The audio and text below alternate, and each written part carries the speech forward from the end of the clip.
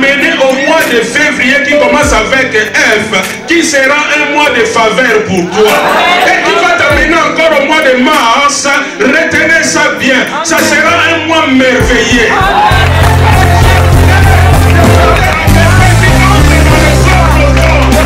J'aimerais dire à quelqu'un, même quelqu'un va changer de statut.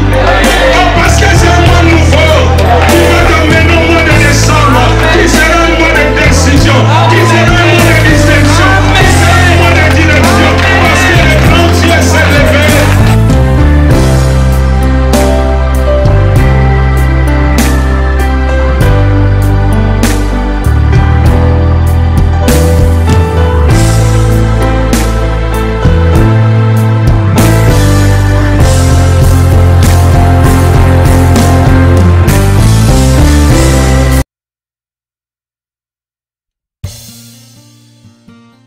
Malgré toute la fatigue, hier on a joué au foot et on a gagné. Le bassin P nous a dit qu'il a eu 19 sur 20. Mais pourquoi on va échouer? On a gagné 7 à 4. Hein? Et 7 à 3. Et Dieu soit béni. Ce matin, j'aimerais parler à une personne. J'aimerais dire à l'église, écoute le message de ce matin.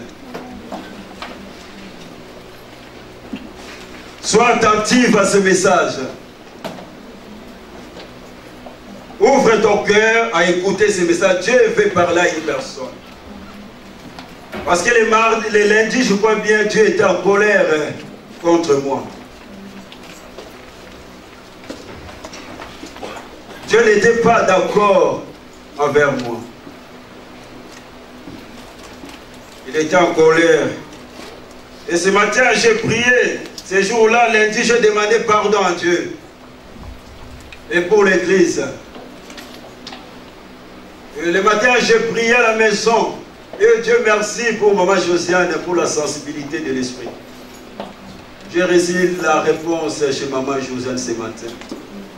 Il va venir m'encourager. Dieu me dit, prêche aujourd'hui ce message. Nous allons reprendre le même texte qu'on a lu le 2 dimanche. Dans Luc 5. L'histoire qui nous est familière. Sur la pêche miraculeuse. J'aimerais ce matin aborder un grand thème qui s'intitule la priorité. Au travers de ce grand thème, je vais aborder aujourd'hui les sous-thèmes. Ton choix détermine ta destinée terrestre et éternelle. Amen. Ton choix détermine ta destinée terrestre et éternelle.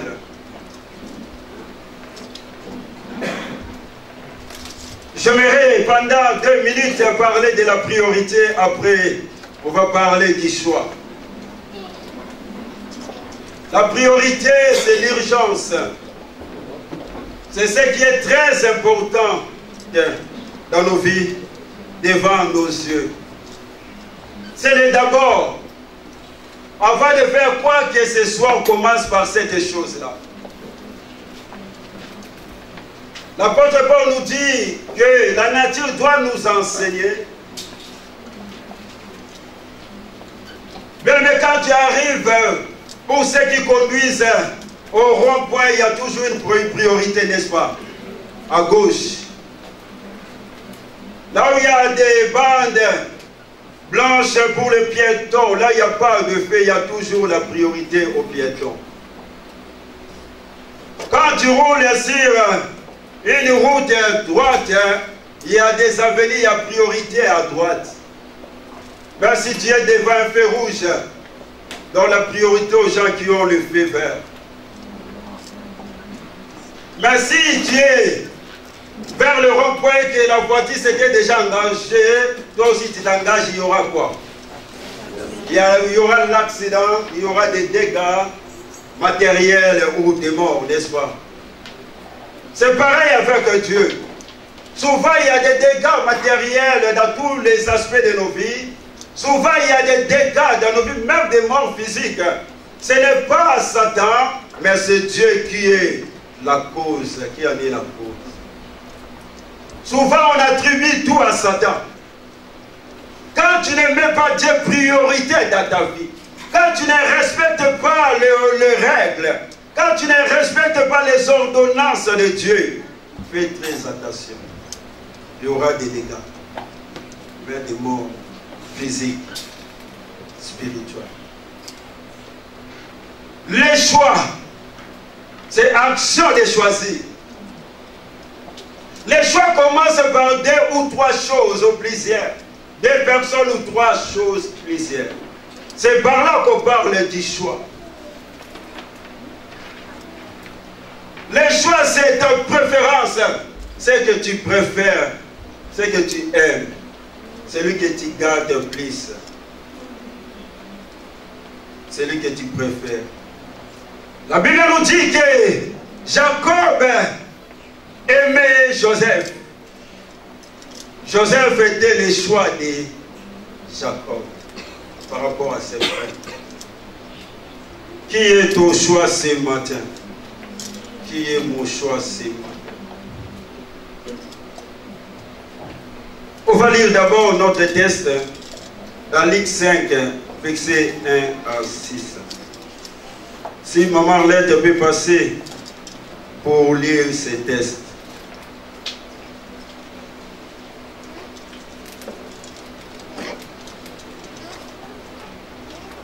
Et le verset 11. Luc 5 à 6, nous lisons au nom de Jésus. Amen. Un jour, Jésus s'est trouvé au bord du lac de Génézareth et la foule se pressait autour de lui pour entendre la parole de Dieu. Il vit au bord du lac 2 barques. Le pêcheur en était descendu pour laver leurs filets. Il monta dans l'une de ces barques qui appartenait à Simon et il le pria de s'éloigner un peu du rivage. Puis il s'assit et de la barque il enseignait la foule. Quand il eut fini de parler, il dit à Simon, avance là où l'eau est profonde et jetez vos filets pour pêcher. Simon lui répondit, Maître, nous avons travaillé toute la nuit sans rien prendre, mais sur ta parole je jeterai les filets. Verset 6.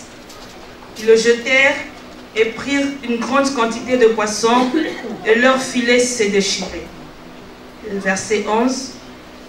Alors ils ramenèrent les barques à terre, laissèrent tout et le suivirent. Amen. Laissèrent tout et les suivirent. Ton choix détermine ta destinée terrestre et éternelle. Le choix, c'est ta préférence. Celui que tu aimes, c'est celui qui est comme ton enfant gâté. Nous vivons dans un monde de choix. Chaque matin, nous sommes confrontés au choix. Quand tu te lèves le matin devant ta garde-robe, tu ne sais pas quoi mettre. Parce que tu dois faire un choix. Quand tu vas dans un magasin, tu arrives, tu dois faire un choix de prix, un choix de qualité des articles. Même un enfant bien-aimé, un bébé de 3 mois est capable de faire un choix. Toi qui n'es pas encore marié, un jour, tu seras confronté à un choix pour chercher un époux ou une épouse. Bien-aimé, le choix détermine, le choix que tu fais détermine ton avenir et ton éternité. C'est pour cela que nous devons prier Dieu pour prendre de bonnes décisions. Même Jésus lui-même, avant de choisir les disciples, il a passé toute la nuit. Mais chose étonnante, mais Jésus va encore choisir un démon. Malgré tout, il a passé toute la nuit. Il va choisir Judas. Il y a d'autres versions qui nous disent Judas était un démon. Bien-aimés, dans tous les domaines de notre vie, nous sommes censés faire un choix. Le choix que tu fais aura des conséquences négatives ou positives. Alléluia. Amen. Dieu a créé l'homme libre et pour que sa liberté s'exprime, il faut que l'homme soit en position de choisir. Les choix sont une partie bien aimée, importante de la vie de l'homme. Quel métier choisir? Quelle orientation scolaire? Quel époux, quelle épouse choisir? Quel quartier habiter? Quelle ville habiter? Aujourd'hui, beaucoup de gens pleurent parce qu'ils ont fait un mauvais choix. Dans les mariages, j'ai suivi un couple en Londres. Quand j'ai entendu des choses qui se passaient dans ce couple, ça m'a fait du mal. Aujourd'hui, beaucoup dans les cas se disent si j'avais si. Et beaucoup, ils ont fait des études, ils ont eu des bacs, ils ont eu des diplômes, mais leurs diplômes se gardaient dans des tiroirs. Parce que dans ce domaine-là, il n'y a plus de débouchés. Et beaucoup à cause du travail, ils sont devenus des invalides à cause du mauvais choix. Quel est ton choix? Les choix que nous faisons aujourd'hui, bien-aimés, peuvent avoir une incidence sur l'avenir de nous-mêmes, de nos enfants et de nos petits-enfants. Comme j'ai dit, il faut beaucoup prier. Surtout toi qui n'es pas encore marié, ne sois pas pressé. Il faut beaucoup prier. J'ai beaucoup aimé. Il y a quelqu'un qui est venu me voir à la maison. Je lui ai envoyé vers le pasteur. Venez. Cette fille formidable qui est venue me voir. Il a dit, papa, j'ai trouvé quelqu'un qui voulait me marier. Ça fait 3 ans. Cette personne me suit. Mais je ne voulais pas. Je suis venu que tu me donnes des conseils. J'ai dit à cette sœur, je ne peux pas te dire oui ou non. Si je te dis oui, après tu as des problèmes dans ton couple, ça sera la faute de l'évangile. Si je te dis non, tu t'es marié avec quelqu'un d'autre et demain tu as des problèmes, c'est encore la faute de l'évangile. Là je lui ai dit, quelle est la conviction de ton cœur? Prie Dieu, on va prier, on va te soutenir. Je lui ai dit, allez voir passer. Les choix. Il y a beaucoup d'exemples dans la Bible. Les gens ont fait un mauvais choix et leurs conséquences sont descendues dans la vie de leurs enfants. J'aimerais citer quelques exemples de la Bible. La Bible nous parle de ce jeune homme, fils prodigue, qui a fait un mauvais choix de quitter la maison de son père. Comme conséquence, il est devenu clochard domestique et il a souffert de la famille. On connaît l'histoire de Moïse qui a fait un mauvais choix. Dieu lui a dit de parler au rocher. Lui, il va frapper des reprises les rochers. Comme conséquence, Dieu lui a dit, tu ne m'as pas honoré. Tu ne verras pas la terre promise. Tu vas mourir. Moïse était mort. On connaît l'histoire de David qui a fait un mauvais choix de coucher avec la femme de son serviteur Élie. Leur enfant, avec Bathsheba, sera mort comme conséquence. Pas seulement ça, Tamar va être violée par son frère. Pas seulement ça, Absalom va tuer encore son demi-frère Amnon parce qu'il a violé sa sœur. Pas seulement ça, Absalom va coucher avec 10 concubines de son père devant le peuple d'Israël. Pas seulement ça, Absalom va chercher à tuer même David pour reprendre le trône. Mais Absalom était mort à cause d'un mauvais choix de David, de coucher avec la femme de quelqu'un d'autre. On connaît l'histoire d'Akan. Dieu a dit de tout dévouer par interdit. Mais Akan va voler, bien-aimé, à cause de la convoitise. La Bible dit Akan sera lapidé et tous ses enfants des innocents vont payer à cause du vol de leur père. Mauvais choix. On connaît l'histoire d'Adam et Ève. Bien-aimé, aujourd'hui ils ont écouté la voix du serpent. Aujourd'hui, ils ont fait tomber le monde dans les chaos, dans le péché. Abraham, pareil, il a écouté la voix de sa femme Sarah. Ismaël est venu. Comme conséquence, on voit tout ce qui se passe dans le monde. Mais j'aime cet homme de Galilée. Il a fait un bon choix, Jésus. Il a accepté de mourir pour l'humanité.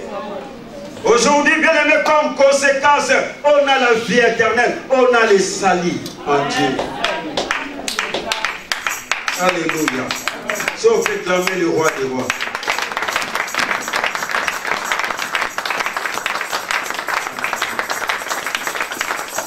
La vie chrétienne, c'est une vie de choix. Alléluia. La Bible nous dit que Jésus vient au bord du lac. Et Jésus, voilà, il va trouver des barques vides. Mais Jésus, l'homme bien-aimé de Galilée, le Dieu Tout-Puissant, était confronté, bien-aimé, à un choix. Il fallait que Jésus aussi puisse faire un choix, parce qu'il y avait des barques. La Bible dit l'une des barques, c'était la barque de Simon. Mais l'autre barque, on ne nous dit pas le nom. Je ne sais pas qui était le propriétaire de cette barque. Je ne sais pas non plus pourquoi Jésus n'a pas choisi cette barque. La Bible dit Jésus va choisir, faire le choix. Il va choisir la barque de Simon. Jésus est libre de son choix. Jésus est responsable de ses choix. Il dit, j'ai aimé Jacob, j'ai haï Ésaü. Il fait grâce à qui il veut. Bien-aimé, laisse-moi te dire ce matin, toi aussi tu es libre de ton choix. Mais sache-le, ton choix, bien-aimé, a des conséquences négatives ou positives. Ton choix déterminera ton avenir terrestre et éternel. Jésus va choisir la barque de Pierre. Et il va monter dans cette barque. Au travers de cette barque, Jésus va commencer à prêcher la foule. Ma question de ce matin, bien-aimé, est-ce que ta vie peut prêcher les autres? Est-ce que ta vie peut prêcher les autres? Comment est ta vie? Comment est notre vie? Comment est nos comportements? La Bible dit Jésus est le reflet, bien-aimé, visible de Dieu invisible. Est-ce que les gens voient les reflets de Dieu en nous? Comment est notre vie? Comment est ta vie? Comment est notre vie? Jésus n'a pas choisi les débarques pour s'asseoir. C'est impossible. Et Jésus, bien-aimé, n'a pas mis un pied dans l'autre barque, l'une barque qui a été des compagnons de Pierre et un autre pied dans l'autre barque de Simon. Non, la Bible dit non, parce que c'est impossible. Ils peuvent être en équilibre. Comme conséquence, s'ils mettaient un pied dans l'une barque et l'autre dans l'autre barque, comme conséquence, Jésus devrait tomber où? Dans l'eau. Il sera la proie des léviathans et des crocodiles. Alléluia. Mais Jésus a mis les deux pieds sur une seule barque. Et va s'asseoir dans la barque qu'il avait choisie. Jésus s'est senti à l'aise. Jésus s'est senti bien-aimé, chez lui en sécurité, équilibré. Et en plus, quand tu regardes ces tests, Jésus était monté seul. Pas avec quelqu'un d'autre. Il n'a pas partagé la place avec quelqu'un. Écoute ce que la Bible me dit dans Deutéronome 30 et 19. Deutéronome 30 et 19.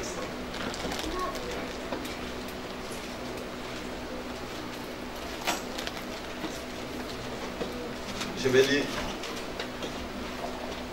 30 et 19. 19 J'en prends aujourd'hui à témoin contre vous, les ciels et la terre. J'ai mis devant toi la vie et la mort, la bénédiction et la malédiction. Choisis la vie afin que tu vives, toi et ta postérité, pour aimer l'Éternel ton Dieu, pour obéir à sa voix, garder sa parole dans notre affection et pour t'attacher à lui. Car de cela dépend de ta vie et la prolongation des jours. C'est ainsi que tu pourras demeurer dans le pays que l'Éternel a juré de donner à tes pères, Abraham, Isaac et Jacob. Alléluia. Le choix, c'est l'action de choisir. C'est ta préférence, c'est celui qu'on aime plus, qu'on estime davantage. Dans mon choix, qui est ma préférence? Qui j'aime mieux? La vie ou bien la mort? Dans ce verset, frères et sœurs, on voit de nouveau la bifurcation, c'est-à-dire la division en deux voies, qui s'ouvre devant Israël. Comme aujourd'hui, ce matin, deux voies s'ouvrent aussi devant nous. Lui devant bien l'air de chemin. C'est le chemin qui amène vers la bénédiction, qui amène vers la vie. Et ce chemin consiste, bien aimé, à aimer Dieu.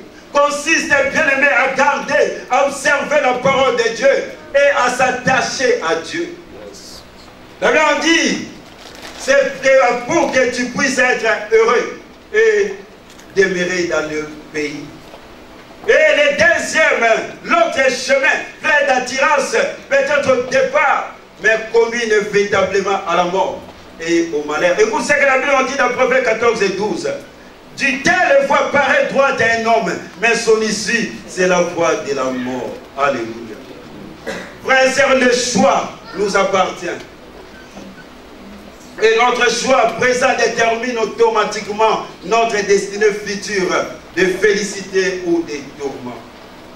Dans le verset 19, Dieu dit, voici je mis aujourd'hui devant toi. Dieu ne dit pas devant vous. Dieu dit devant toi, Mireille, devant toi qui m'écoutes ce matin. Dieu a mis deux chemins, Dieu a mis deux voies, la voie de la vie et la voie de la mort.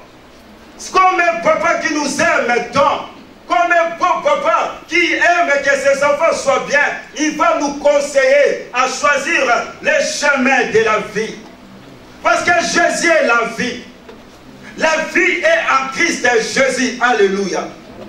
Bien aimé, la vraie choix consiste à faire ces trois choses. Peut-être tu peux te croire, tu es sur la bonne voie. Tu peux croire que tu es sur le bon chemin. Or, tu n'es pas. Ce n'est pas dit parce que tu viens tous les dimanches à l'église. Ce n'est pas dit parce que tu prêches et tu chantes.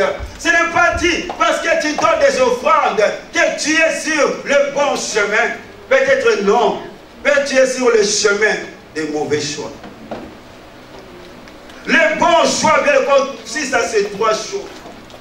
C'est pour cela que ces gens-là aussi croyaient qu'ils étaient sur le bon chemin. Jésus dit, ce jour-là, il dira dans le tribunal de Dieu, je vous ai jamais. Ces gens-là disaient, on a prophétisé, on a fait des miracles à ton nom, on a chassé des démons à ton nom. Jésus leur dira, je vous ai jamais. Ces gens-là aussi croyaient être sur la bonne voie. Mais ce jour-là, devant le tribunal de Dieu, Jésus leur dira, je vous ai jamais. Tu peux prophétiser, tu peux parler en langue, tu peux faire des miracles, tu peux chasser les démons et rater le ciel. Aller en enfer. Pour que tu saches que tu es sur le bon choix, il faut faire ces trois choses, la Bible nous réclame. La première chose, la Bible nous dit, aimer Dieu dans Deutéronome 30, ce qu'on vient de lire. Ça parle de l'amour. Écoutez ce que Matthieu 22 nous dit. Tu aimeras le Seigneur ton Dieu de tout ton cœur, de toute ton âme et de toute ta pensée. C'est le premier, le plus grand commandement. Et voici le second qui lui est semblable, tu aimeras ton prochain comme toi-même. Alléluia. C'est le premier commandement, le plus grand commandement. Nous devons aimer Dieu. Parce qu'il nous a aimé le premier. Parce qu'il s'est livré pour nous. Il a pris notre place à la croix. Celui qui aime Dieu doit automatiquement aimer son frère et sa sœur. Comment peux-tu dire que j'aime Dieu? Ton frère et ta sœur qui est à côté de toi, tu ne l'aimes pas. Tu ne parles pas avec. Quand ton frère et ta sœur ont des problèmes, on ne te voit pas. Quand ton frère et ta sœur passent par les deuils, on ne vous voit pas. Or, la Bible dit, plaire avec ceux qui plairent, réjouissez-vous avec ceux qui se réjouissent. Mais on aime quand il y a des fêtes, on est là. Maman Fifi a eu le problème des deuils qui était là. Diagonesse Lydia a eu le problème de dette qui était là. Aujourd'hui, maman Arlette a eu le problème de dette qui était là. Notre sœur Noëlla avait le problème de dette qui était là. Qui a téléphoné? Qui a passé? Comment tu peux dire que tu aimes Dieu pendant que tes frères et sœurs par le moment où on ne te voit pas? Nous devons aimer Dieu. C'est le premier commandement. Et le plus grand, c'est l'amour. L'amour de Dieu consiste à garder bien aimer ses commandements. Écoutez ce que la Bible me dit. Et en mettre partie dans 1 Jean 5, verset 3. Nous connaissons que nous aimons les enfants de Dieu lorsque nous aimons Dieu et que nous pratiquons ses commandements. Car l'amour de Dieu consiste à garder ses commandements et ces commandements ne sont pas pénibles. Jean 3, 22, 23 me dit, quoi que ce soit nous demandions, nous les recevons de lui parce que nous gardons ses commandements et que nous faisons ce qui lui est agréable. Et c'est ici ce commandement que nous croyons au nom de son Fils Jésus et que nous nous aimons les uns les autres selon les commandements qu'il nous a donnés. Alléluia. Quand tu aimes Dieu, tu dois garder ses commandements. Et Jean 14, 15 nous dit, si vous m'aimez, gardez mes commandements. Et moi je prierai le Père et il vous donnerai un autre consolateur afin qu'il demeure à vous. Celui qui a mes commandements et qui les garde, c'est celui qui m'aime. Et celui qui m'aime sera aimé de mon Père. Je l'aimerai et je me ferai connaître à lui. Bien aimé, l'amour de Dieu consiste à garder le commandement de Dieu. Aimer Dieu, garder ses commandements, la parole de Dieu sont des choses inséparables, bien aimé, l'une de l'autre. Jésus a dit, celui qui m'aime doit garder mes commandements. Celui qui n'aime pas, c'est celui qui ne garde pas les commandements de Dieu. Bien aimé, est-ce que tu aimes vraiment Dieu? Est-ce que nous aimons vraiment Dieu? Regardons un peu nos vies. Est-ce que nous observons, nous mettons en pratique la parole de Dieu? Et troisième chose, le bien du pour s'attacher à lui, l'attachement, pour être un avec Jésus, consacrons notre vie à Jésus, lié à lui, dépendant de lui, à qui tu t'attaches, avec qui tu es uni. Dans 1 Roi 18, verset 20 à 21, Élie va lancer un défi au Dieu de Baal. Parce que Israël vivait dans la confusion totale. Ce défi était pour ramener le peuple de Dieu devant un choix. Parce que Israël était attaché d'un pied à Dieu et de l'autre au Dieu de Baal. C'est pour cela qu'il va lancer ce défi en disant, jusqu'à quand clocherez-vous des deux côtés? Jusqu'à quand boiterez-vous des deux côtés? C'est même question Dieu nous pose ce matin. Jésus dira, nul ne peut servir de maître à la fois. Car il haïra l'un et aimera l'autre. Il s'attachera à l'un et méprisera l'autre. Vous ne pouvez servir Dieu et maman. La même question Dieu nous pose ce matin. Jusqu'à quand clocherez-vous de deux côtés? Tu ne peux pas choisir la vie, c'est impossible. La Bible dit, tu haïras l'un et tu aimeras l'autre. Tu t'attacheras à l'un et tu mépriseras l'autre.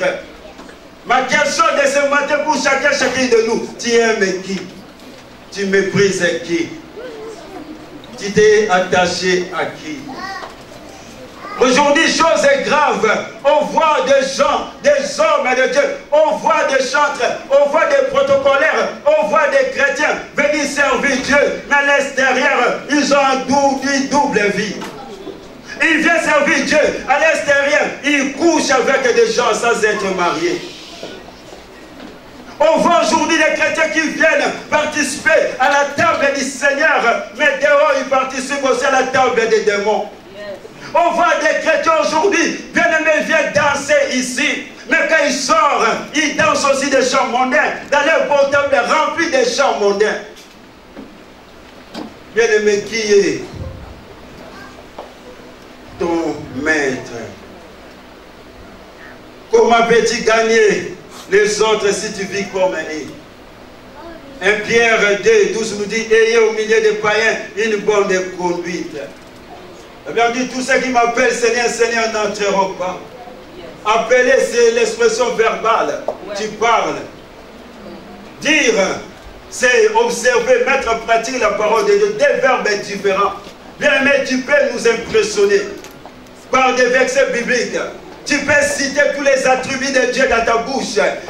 Tant que tu ne mets pas en pratique la parole de Dieu, ça ne sert à rien. Tu peux faire de belles prières sans faute dans tes phrases.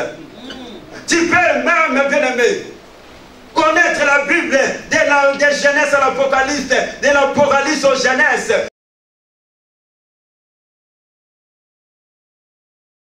Tant que tu ne mets pas en pratique la parole de Dieu, ça ne sert à rien.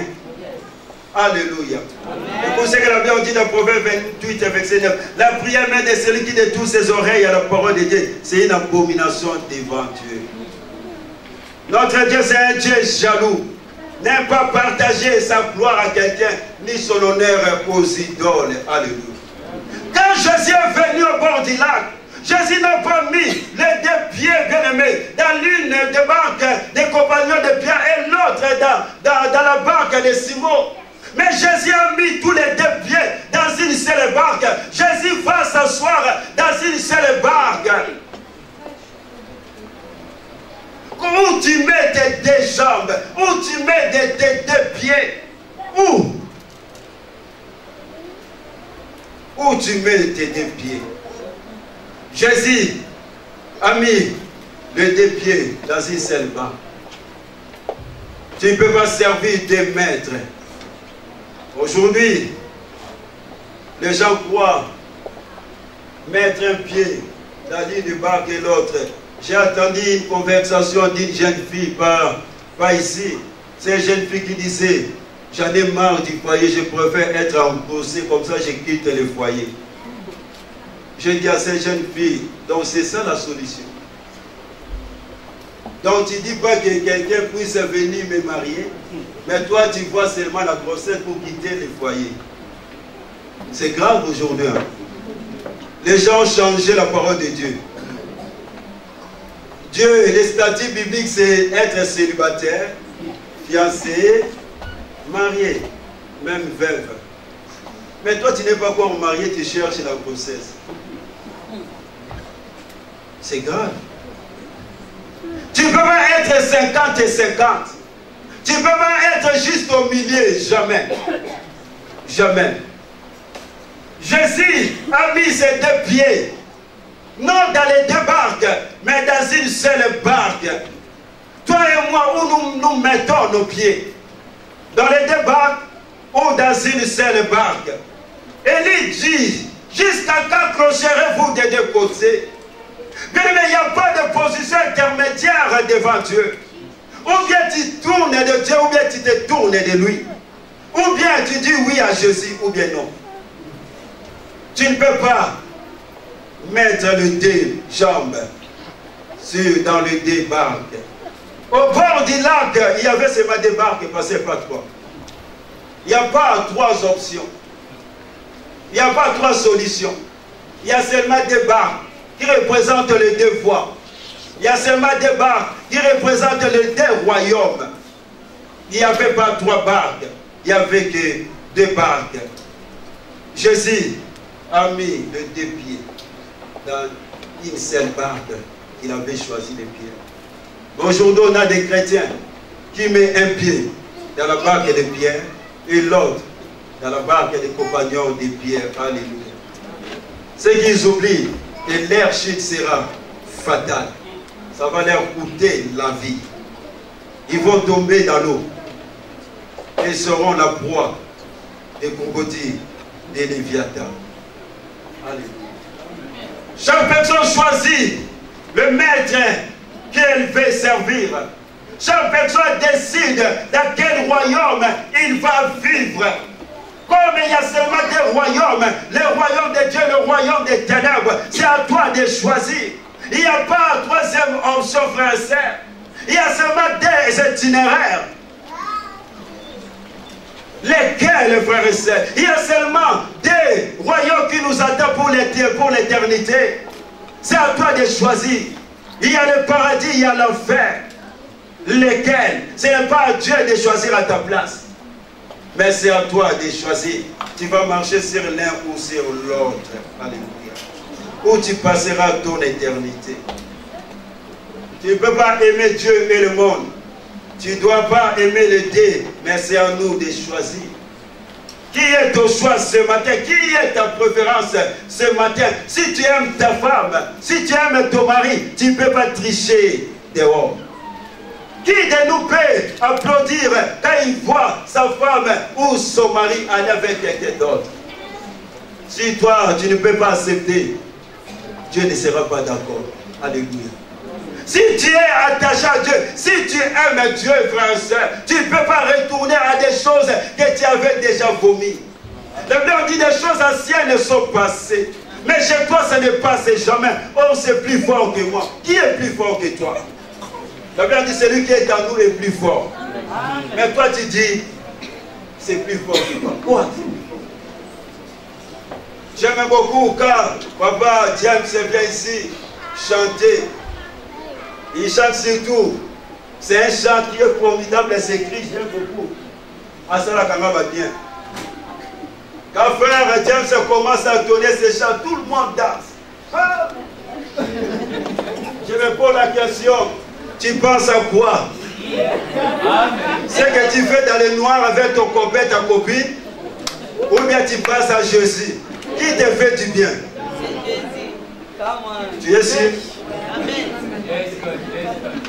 Je vois des jeunes filles là, je me pose la question, qui te fait du bien? Tu penses que tu fais dans le noir? Si c'est Jésus, gloire à Jésus. Mais si c'est Satan, c'est regrettable. Qui te fait du bien?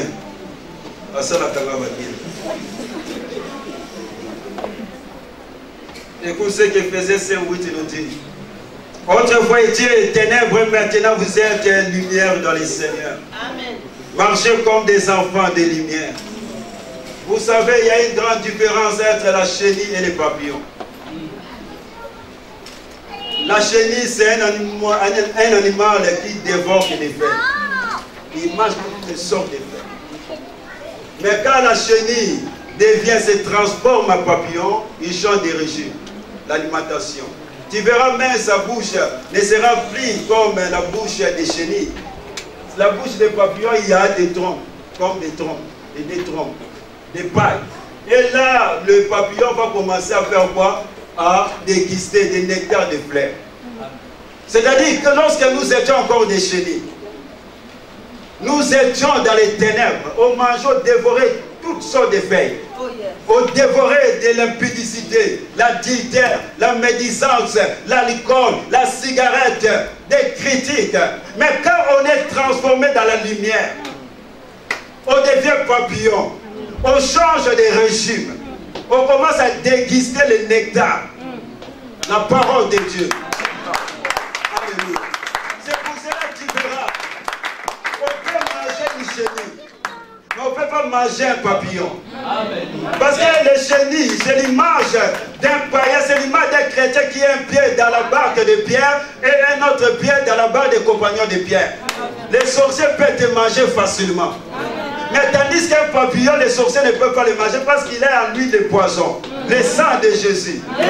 C'est pour ça que tu verras si tu touches un papillon, qu'est-ce qu'on a pu poser?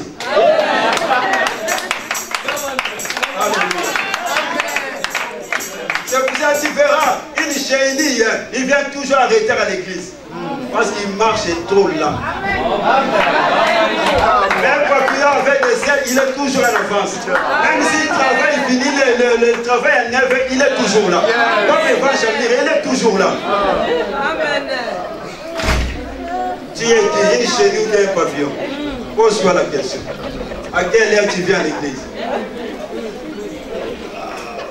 Tu es dans les stades de bien-aimé de notre foi, ou bien tu es dans les stades de maintenant. Lorsque nous étions encore dans les ténèbres, et maintenant, depuis que tu as connu Jésus, et maintenant, qu'est-ce qui s'est changé dans ta vie? Quoi? Tu es une chenille ou bien un papillon?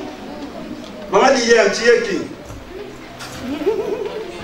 Ah, je ne crois pas. Tu es venu à quelle heure?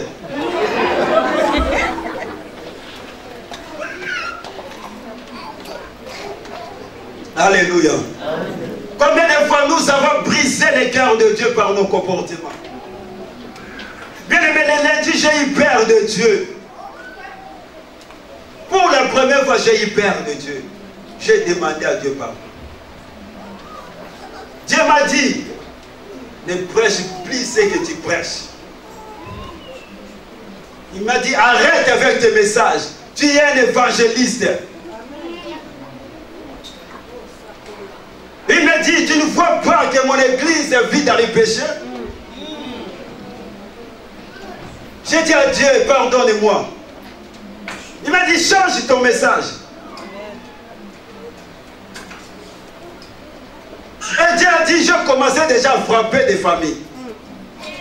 Il y a certaines choses qui nous arrivent, ce n'est pas Satan. On chasse les démons, c'est Dieu qui nous frappe. Parce que Dieu n'est plus priorité dans nous. Alléluia. Combien de fois, toi et moi, nous avons brisé les cœurs de Dieu par nos comportements? Frère et sœur, ma question, est-ce que vous êtes déjà arrivé de tomber amoureux de quelqu'un et cette personne ne t'aime pas avec vous? Est-ce que vous savez les sentiments que ça fait d'aimer quelqu'un qui vous aime pas, ou d'être avec quelqu'un qui ne t'aime pas, mais cette personne t'aime seulement à cause des choses que tu lui donnes? Dieu nous aime d'un amour profond, éternel, mais en retour, nous n'aimons pas Dieu. Nous aimons seulement Dieu à cause des bénédictions. Pour que Dieu nous donne les séjours, Dieu nous donne les enfants, Dieu nous donne des bénédictions. Mais on ne prend pas le temps dans l'intimité avec Dieu. On ne prend pas le temps de nous consacrer à Dieu. On ne prend pas le temps. Nous aimons Dieu à cause de ce qu'il nous donne. Comme la barque de Pierre de Simon, parce qu'il nous a dit, Simon veut dire, écoute, Jésus c'est la parole, et cette parole va amener Simon dans sa destinée. Bien aimé, dans les eaux profondes, Simon était dans la joie quand Simon a commencé à pêcher des poissons. Mais l'autre barque était restée au bord du lac. J'aimerais dire à quelqu'un, ceux qui ont mis Jésus comme priorité dans leur vie, ceux qui aiment Jésus, ceux qui gardent la parole de Dieu, seront dans la félicité éternelle avec Jésus dans la joie. Mais les autres seront au bord du lac, dans la tristesse, dans les tourments, dans des flammes, dans le feu, dans les crissements dedans. Alléluia. Quel est ton choix aujourd'hui? Avant les dangers arrivent, choisis la barque de Simon. Là où Jésus est la vie. Quelle est ta préférence ce matin? Dans la vie, frères et sœurs, tu dois choisir l'une des barques. L'une des barques s'appelle la vie. C'est là où Jésus est. Mais l'autre barque, c'est la barque qui nous conduit vers la mort, vers le chemin de la mort. Tu peux me dire ce matin que Jésus est priorité de ta vie. Jésus est dans ta vie. Est-ce que Jésus est priorité? Est-ce que tu as laissé le trône de ta vie à Jésus? Ou bien c'est toi-même qui conduis ta vie?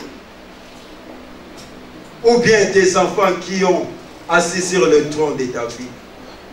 Écoute, dans le verset 11, il y a ici, tu peux balancer Luc 5, verset 11.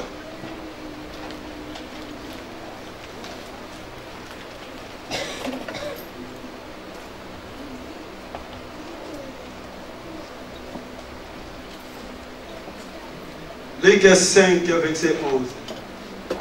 Ils ont fait la pêche miraculeuse. Quand ils ont fini, ils ont sorti de l'eau. Et ayant ramené le barque à terre, ils laissèrent tout et les suivirent. Alléluia. Ces versets-là, ça me plaît. Ici, on nous parle encore de deux choses. La première des choses, la Bible dit, ils laissèrent tout. Et la deuxième chose, les suivirent. Dans d'autres versions, c'est marqué abandonnèrent et quittèrent. Mais le point qui est très important dans cette phrase, c'est le mot tout, l'adverbe de quantité, tout. Ce n'était pas à moitié, ce n'était pas 90%.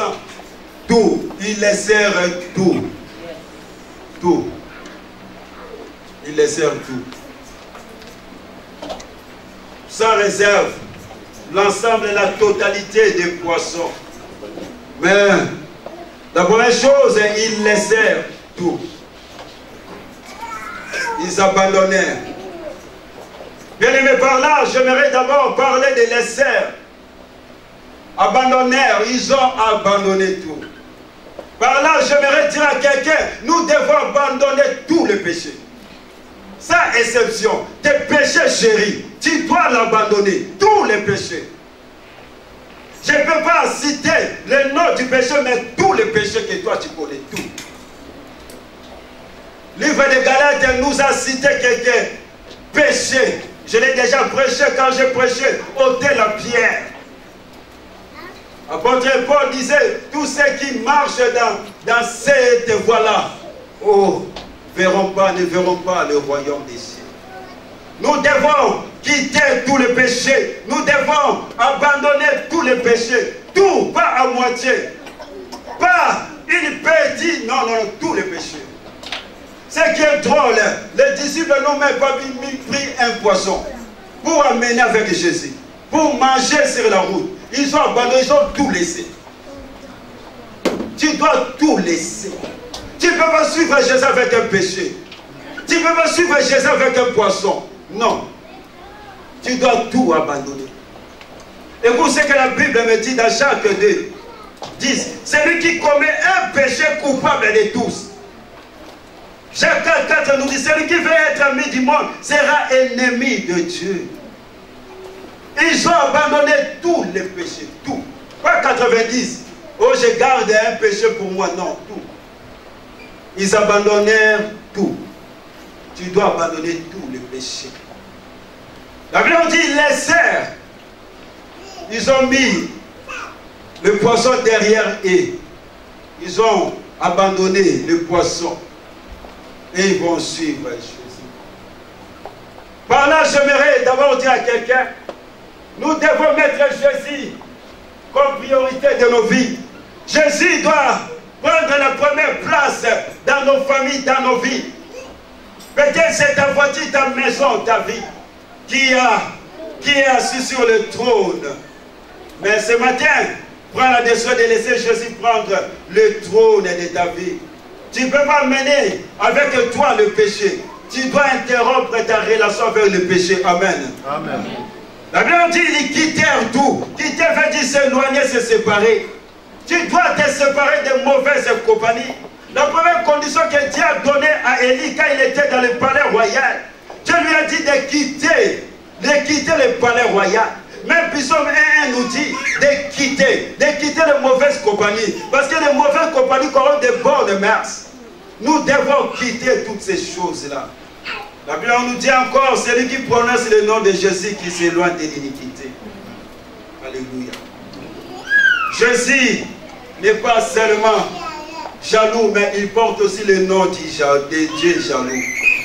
Dans sa nature, du Dieu jaloux, il n'aime pas, bien aimé, la cohabitation avec quelque chose. Il n'aime pas partager sa place avec quelque chose. Dès qu'il y a une situation, bien aimé, de cohabitation, il cède la place à la chose. Jésus ne veut pas 90% de notre cœur.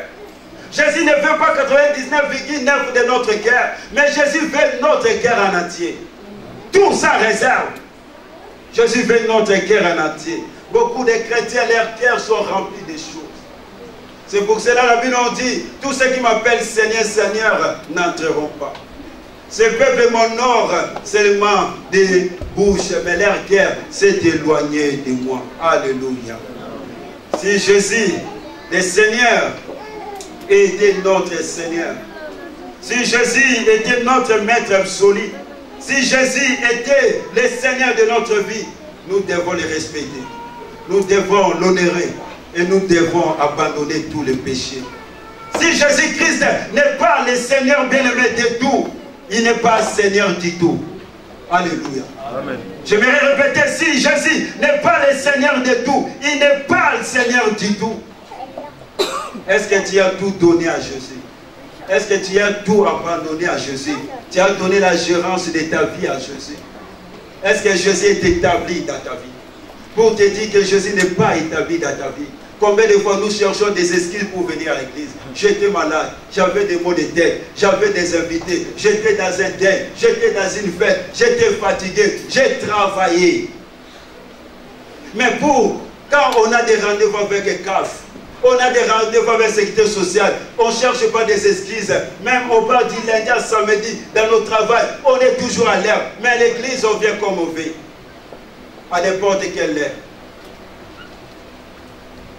C'est pour cela Jésus, j'aimerais dire à quelqu'un, Jésus n'est pas établi dans ta vie. Jésus n'est pas encore maître absolu de ta vie. Parce que si Jésus était établi dans notre vie, on devrait les respecter. J'ai regardé à la télé les chefs, les responsables bien du président de l'Assemblée nationale de la France. Avant qu'ils viennent célébrer la réunion, tout le monde est déjà là, debout. Dès qu'il arrive, on pousse un cri, qu'il arrive, tout le monde se met debout et il arrive. Après on ferme la porte. Tu ne peux pas venir après Jésus. C'est pour cela, moi, j'ai mis une règle dans ma maison. Mes enfants ne peuvent pas venir à la maison. Moi, je suis déjà dans la maison et il vient après. Jamais, il dort dehors. Dès que moi, je suis là dedans dans la maison, toi, l'enfant, tu viens en retard. Non, tu n'entres pas. L'enfant va rester avant que moi, j'arrive à la maison, soit déjà dans la maison. C'est pareil avec Dieu. Ce n'est pas à Dieu de nous accueillir, mais c'est à nous d'accueillir Dieu. Nous devons être là pour accueillir Dieu. Aujourd'hui, les gens viennent en retard, c'est comme c'est Dieu. Dieu va les accueillir, viens mirer. Non. Est-ce que Dieu est vraiment établi dans nos vies? Jésus est venu au début de ce texte. Jésus a fait un choix. Jésus a choisi la barque de Pierre. Et dans cette barque, Jésus était là. Il est assis. Et Jésus a mené Pierre dans la pêche miraculeuse. Et voilà, Pierre a reçu, bien aimé, le filet plein. Et à son tour aussi, Pierre devait faire un choix. Comme Jésus au début, il a fait le choix, et Pierre aussi devait faire un choix. Il a pris le poisson. Pierre a imité Jésus. Il a pris le poisson parce que Pierre n'a pas discuté. Il a dit oui à Jésus. Jésus est monté dans sa barque. Et voilà, Jésus les a bénis. J'ai dit, bien aimé, ton choix détermine ta destinée terrestre et éternelle. Quand Jésus est priorité dans ta vie, il va te bénir dans ce ciel. Et il va t'amener, bien aimé, dans le ciel. Mais quand Jésus n'est pas établi, et Pierre a établi Jésus dans sa barque. Et Pierre, maintenant, Jésus va amener Pierre à faire, bien aimé, la pêche miraculeuse. Et voilà, Pierre est béni. Et voilà, Pierre est béni. Qu'est-ce que Pierre va faire? La Bible on dit Pierre abandonne tout. Il va faire aussi le choix entre Jésus et le poisson, entre Jésus et les richesses, entre Jésus avec son abondance. Or, ils étaient des pécheurs pauvres. C'était leur survie, non? Le prix de leur survie, de leur vie plutôt. Ils pouvaient vendre ces poissons et gagner quelque chose. Mais voilà maintenant, eux aussi, à leur tour, ils vont faire un choix. Yes. Alléluia. Ils vont faire un choix. Regarde leur réaction. La Bible en dit, ils vont abandonner. Malgré tout, ce n'était pas facile. Il s'est sacrifié. Je ne te dis pas d'abandonner ta voiture. Je ne te dis pas d'abandonner, bien aimé, tes richesses. Mais j'aimerais te dire, il faut que tes richesses soient derrière Jésus. Yes. Mais le péché, il faut tout abandonner. Le péché, il faut tout abandonner. Tout. Pas seulement un tout. C'est marqué tout. Hein. Papa qui sait tout. Il faut abandonner tous les péchés. Tu dois faire le choix entre Jésus et ta richesse, entre Jésus et Satan, entre Jésus et le péché. Mais avant de suivre Jésus, ils ont commencé par abandonner. Et ils vont maintenant, ils ont laissé le péché, ils vont suivre Jésus. Jésus sera devant Pierre et Jean. Et avec les autres, sera devant. Mais ce qui est drôle dans ce texte, ce n'est pas Jésus qui a dit à Pierre, suis-moi. Jésus avait seulement dit, je te ferai pécheur d'homme. Mais c'est Pierre lui-même. Il va suivre Jésus. Le problème du royaume, bien aimé, on ne peut pas te forcer. C'est un problème personnel. Yes. C'est à toi de suivre Dieu. Aujourd'hui, les gens attendent toujours qu'on l'appelle pour venir à l'église. Il faut qu'on aille la visiter, le visiter pour qu'il vienne à l'église. Mais c'est grave ça. Moi j'ai connu Dieu en Europe. Depuis que j'étais là en Europe, j'ai connu Dieu. On ne m'a jamais appelé pour venir à l'église. C'est une question personnelle. On n'a pas besoin de te forcer. C'est pour ça que je dis beaucoup, ils viennent à l'église mais ne connaissent pas Dieu. Comme cette femme samaritaine. Il avait la connaissance, mais il n'avait pas la connaissance du vrai Dieu. Alléluia. Amen. Écoute ce que Paul nous dit, après on va finir là. Dans 1 Corinthiens 9:7. Paul dit, si j'étire mon corps, je les traite Dieu pour ne pas rater les siens. Et il dit, nous devons travailler notre salut avec crainte et tremblement. La question du salut de notre âme, c'est une question fondamentale. On ne peut pas jouer avec. Paul dit, Paul avait crainte de rater les siens. Et voilà, Jésus était devant Pierre. Bien-aimé, Jésus est le chemin qui mène vers le Père. Jésus doit être le devant. Le bon berger marche toujours devant ses troupeaux. Tu ne peux pas marcher devant de Jésus. Nous devons marcher à la suite de Jésus. Alléluia. Pierre suivait Jésus. Je ne crois pas celui qui suit Jésus. Celui qui marche devant, c'est celui qui connaît le chemin. Si tu suis Jésus, Jésus jamais va t'amener dans l'impudicité, dans l'adultère, dans l'alcoolisme, dans des cigarettes, dans des hôtels, aller coucher avec une femme et tu ne l'as pas mariée. Jamais de la vie. Mais quand tu suis Jésus, Jésus va t'amener sur le chemin de la sanctification, sur le chemin de la sainteté. Alléluia. Amen. Pierre était derrière Jésus. Ton choix détermine, frères et sœurs, ta destinée est sur la terre et ton éternité. Il y a le paradis, il y a l'enfer. C'est à toi de choisir. Mais Jésus dit, là où je suis, je veux que tu sois là. C'est pour cela, pour être avec Jésus, il faut tout abandonner. Il faut tout abandonner. On ne peut pas suivre Jésus sans, au préalable, abandonner, laisser le péché, les compromis. Pas à moitié, mais tout. Tu ne peux pas prétendre être un chrétien, que tu suis Jésus, qui a choisi Jésus-Christ et marché dans le péché. Car la Bible nous dit dans Jean 8 et 12, je suis la lumière du monde. Celui qui me suit ne marchera pas dans les ténèbres, dans le péché, mais il y aura la lumière de la vie. Alléluia. Amen. Ce matin, tu peux choisir Jésus. Ce matin, tu peux prendre la décision de choisir la vie qui est Jésus. Et il se chargera ensuite, bien aimé, de notre bonheur. Demain ne t'appartient pas. Choisissez aujourd'hui qui vous voulez servir. Qui tu veux aimer. Qui tu veux, bien aimé, t'attacher. C'est aujourd'hui, frères et sœurs. Pierre a tout laissé à cause de Jésus. Il a laissé ce qui était priorité. Il a laissé son gagne-pain. Il a laissé sa profession pour suivre Jésus. Il a choisi Jésus malgré ça lui a coûté. Malgré tout, il ne savait pas demain que cela va apporter. Il a suivi Jésus. Il ne savait pas demain peut-être qu'est-ce qu'il va rencontrer là. Il ne savait, mais il a suivi par la foi. Il a fait Dieu confiance. C'est pour cela, ce matin, j'aimerais dire à quelqu'un, comme tu es là, tu crois que si la mort arrive aujourd'hui, tu vas aller au paradis. Tu crois vraiment que si l'enlèvement arrive de suite, toi tu vas monter. Ou bien tu vas rester. Je vais clôturer par Deutéronome 30, on va retourner sur Deutéronome 30, 16, B, 20. C'est ce que la Bible nous dit. Comme résultat des bons choix. La Bible nous dit, dans Deutéronome 30, le résultat des bons choix. La Bible Dieu nous dit, choisis la vie afin que tu vives toi et ta postérité pour aimer Dieu, ton Dieu, pour obéir à sa voix, pour t'attacher à lui. Car de cela dépend ta vie et la prolongation de tes jours. Et c'est ainsi que tu pourras demeurer dans le pays. Alléluia.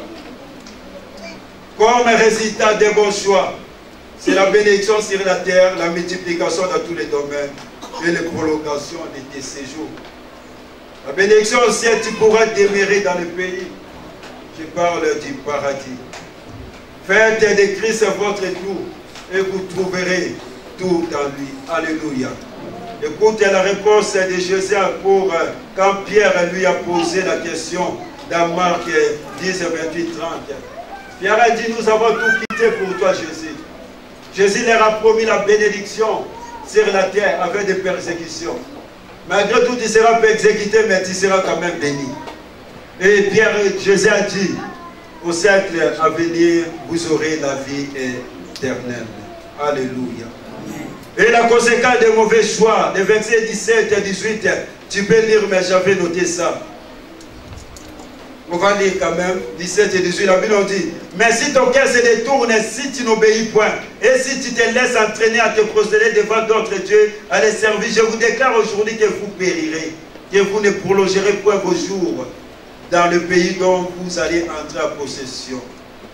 Comme conséquence du mauvais choix, la mort, l'enfer. Il y a quelqu'un qui a dit, malgré toute l'évolution de la technologie, l'enfer ne sera jamais climatisé. L'enfer sera toujours chaud. Alléluia. La Bible dit, si tu es ni chaud ni froid, je te vomirai. Chrétien, ce matin, quelle est ta température? Quelle est ma température? Quel est ton choix? Choisis Jésus pour que tu vives. En dehors de Jésus, il y a un point de vie. Jésus est le maître de vie. Tu es devant le choix de ta vie. Et ça va déterminer votre avenir sur la terre. Mais également votre avenir éternel. Bien-aimé, j'aimerais que tu puisses prendre une décision ce matin. Si la mort arrive ce matin, est-ce que tu es sûr que tu seras avec Jésus? Jésus dit, là où je suis, je verrai que tu sois là. Mais le problème, c'est toi. Le problème, c'est moi. Comment est ma vie? Comment est ta vie? Ton choix détermine ta destinée terrestre et éternelle. Il y a seulement deux royaumes. Il y a deux endroits. Le ciel et l'enfer. La Bible on dit, ces jours-là, Jésus va jeter dans le feu. Ces jours-là, est-ce que Jésus dira, bon et fidèle serviteur, entre dans la joie du ton maître? Ou bien Jésus dira, jetez-les dans le feu éternel? Qui est ton choix ce matin? Qui est ta préférence? Est-ce que tu es sûr vraiment que Jésus a pris toute la place? Regarde bien ta vie. Nous voulons pendant quelques instants examiner notre vie. La Bible d'aujourd'hui, si tu attends, ça va n'en dire pas ton cœur. Le temps nous est donné ce matin. Dieu veut que nous puissions faire un bon choix. Demain, bien-aimé, ça ne t'appartient pas. Ce matin, tu peux changer ta destinée ce matin. Tu peux dire oui comme Pierre a dit oui à Jésus. Même si ça va te coûter, s'il faut pleurer pour tes péchés, pleurer pour le péché de tes enfants, de ta femme, de ton mari, de ta famille, pleurer. Parce que si la mort vient, est-ce que tu es sûr que ta famille va partir? Tu es sûr que tes parents vont partir? Je vous ai dit lundi, j'ai eu peur de Dieu. Nous ne voulons pas Dieu continuer à frapper.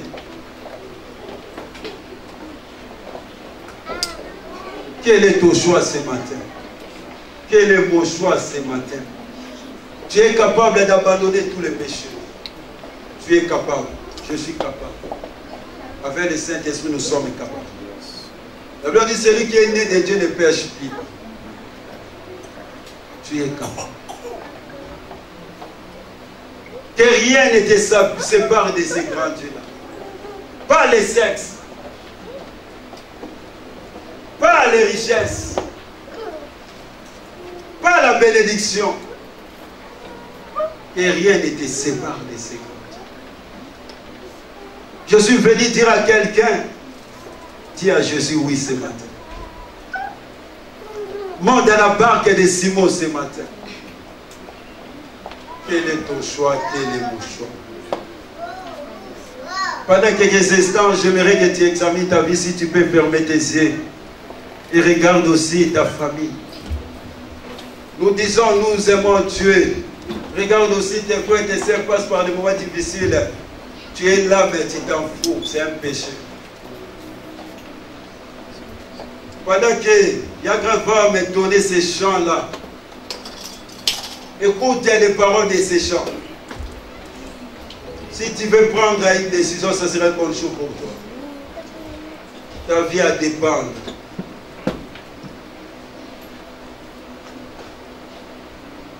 Si tu prends la décision, frère, c'est de tout abandonner, ne retourne plus, sinon ta situation sera plus pire encore fois 7. Tu ne peux pas retourner à tout ce que tu avais déjà promis. Si tu peux prendre la décision de choisir la barque où se trouve Jésus, cette barque s'appelle le Messie la vie. Parce qu'on ne sait jamais, frère, c'est. Oh, bien-aimé, nous sommes là à midi, ce qui peut arriver, tu ne sais pas. J'ai écouté la parole de Dieu. Je te dis ce matin de tout abandonner. Dis à Jésus encore, oui, Jésus. Jésus, prends toute la place. Si tu veux dire à Jésus, j'abandonne tout. Oh Jésus, j'ai besoin de toi, prends toute la place. Il a dit, celui qui marchera à sa suite ne marchera pas dans les ténèbres, mais dans la lumière. Qui marche au-devant de toi, qui suit les traces de qui te montre les chemins. À cause des péchés, bien-aimé, tu peux aller en enfer. À cause d'un seul péché, tu peux détruire ton couple et ta vie. Mais prends la décision ce matin. Peut-être tu as essayé d'abandonner, tu n'arrives pas. Si tu as besoin de la prière, tu peux passer aussi. L'homme de Dieu est passé, mais il est là pour prier. On n'est pas là pour juger les gens. On n'est pas là pour condamner. La Bible nous dit, Dieu ne veut pas la mort d'un pécheur. Mais Dieu veut que nous puissions parvenir à la connaissance de son Fils. Afin que tu ne sois pas ce jour-là, bien-aimé, en enfer. Le temps nous est donné ce matin.